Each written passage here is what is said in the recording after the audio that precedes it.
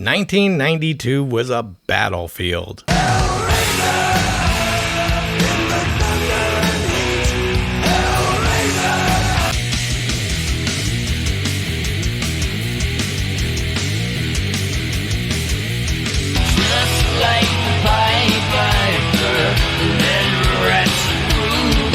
Grunge dominated the airwaves. As you are, as you were.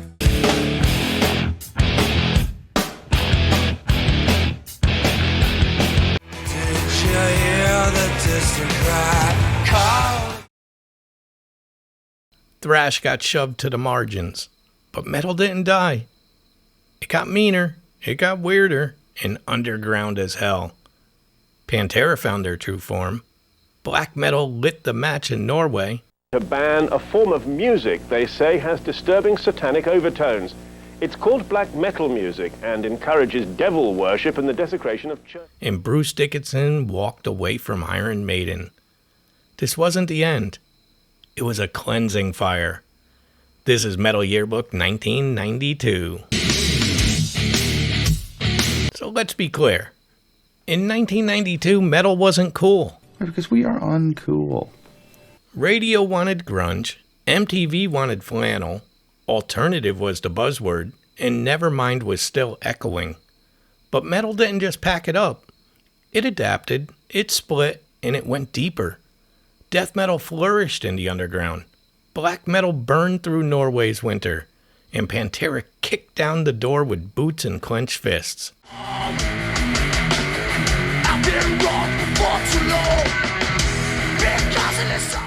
The future of metal wouldn't come from the charts.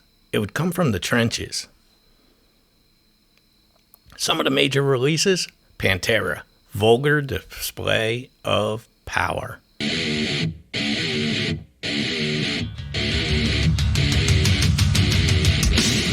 February 25th, 1992.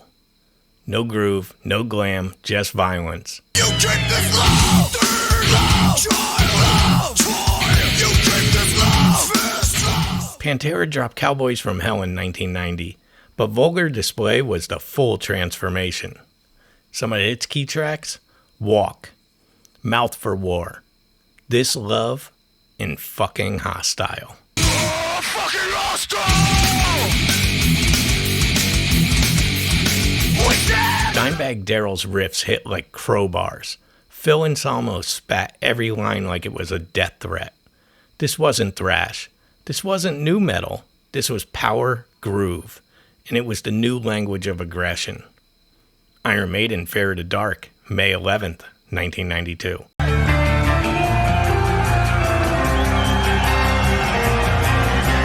Bruce Dickinson's last album before leaving the band. The title track, Eternal.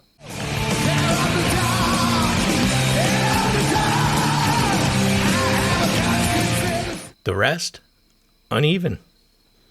Key tracks were Fear of the Dark, Afraid to Shoot Strangers, and Be Quick or Be Dead. Calvin and sinners and dripping with guilt, making your money from slime. The energy was there, but Maiden felt like a band mid-breakup. And they were. Bruce would walk away that same year, and he wouldn't return until 1999. Still, that title track, it's an anthem for life. Alice in Chains, Dirt, September 29th, 1992. Yeah, they were grunge-ish, but they were metal as hell. Some of its key tracks, Them Bones,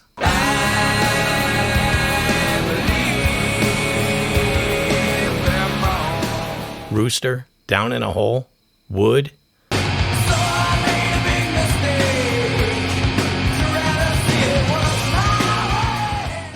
Jerry Cantrell's riffs were sludge. Layne Staley's voice was pure haunted pain. Dirt was heroin, war, grief, mixed with anger. It's one of the darkest mainstream albums ever made. You could call it grunge, but I call it doom with better harmonies.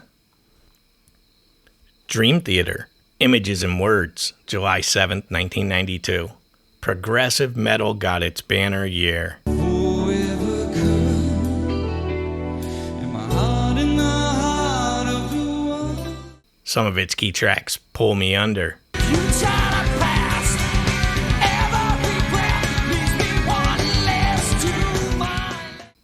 Metropolis Part 1, and Under a Glass Moon.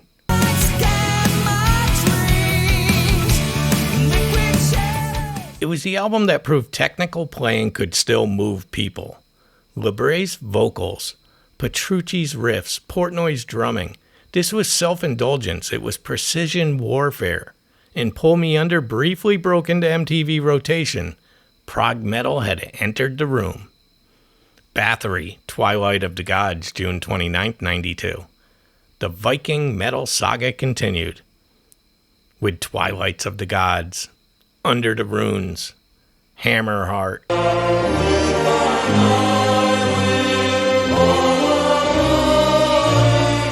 Gone were the blackened halls, in their place choirs, clean guitars, and war hymns. Quorthon didn't chase trends, but he did build genres. This was Bathory at their most majestic and most divisive.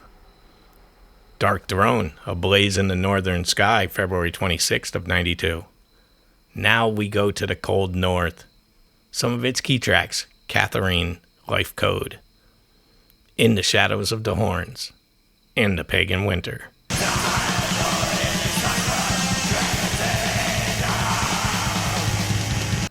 Their debut Soulside Journey was death metal, but this, pure black metal necro worship. Fuzzy production, croaking vocals, blast beats that sound like wind through a mausoleum. This was the beginning of second wave Norwegian black metal's rise, and its rot. Obituary, The End Complete, April 21st. Florida death metal still ruled. Some of its key tracks: I'm in Pain, Back to One, The End Complete.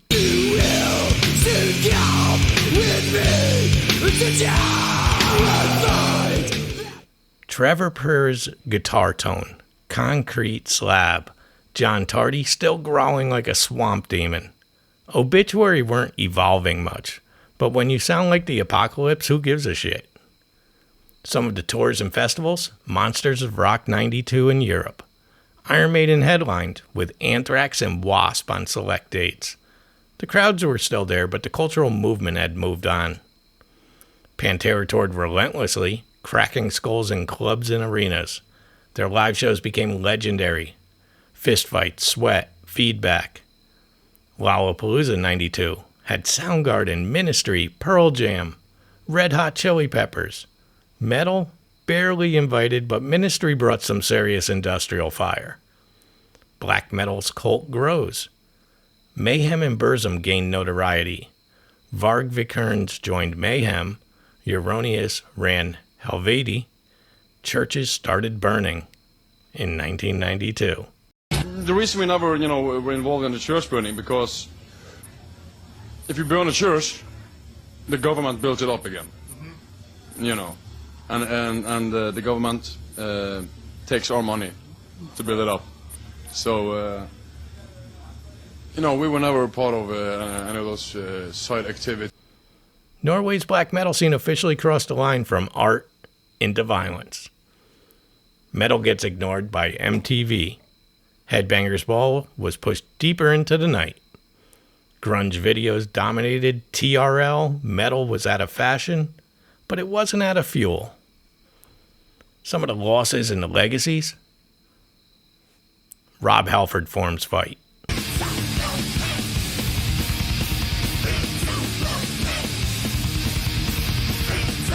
Having left Priest in 91, Halford wanted heavier sounds. Fight would channel groove and thrash, more Pantera than Painkiller. Bruce Dickinson quits Iron Maiden. His focus shifted to solo work.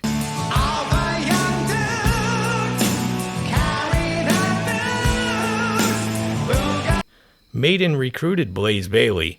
It didn't go well, but that's 1995's story. Metallica wins a Grammy for the Black Album. Yes, and the best metal performance is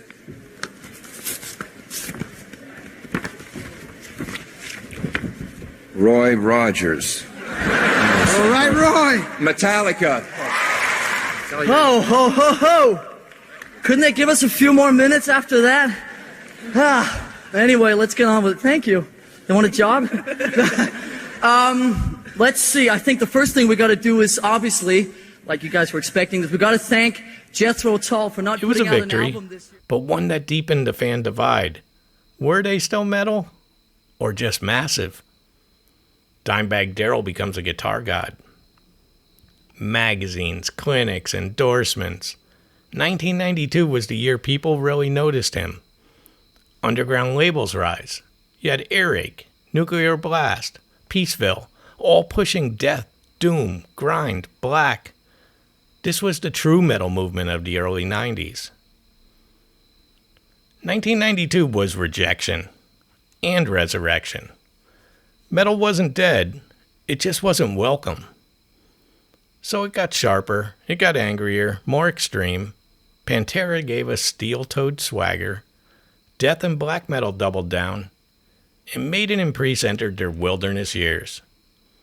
This wasn't about radio anymore. It was about survival and reinvention. So smash that subscribe. Drop your favorite 1992 metal album in the comments. Be sure to pick up some of our merch to support independent metal history. And don't miss my other show, Your Crisis Coach, with Scott H. Silverman and Fred Carroll. I swear I'm a do-gooder. This is where metal meets mental health in real time.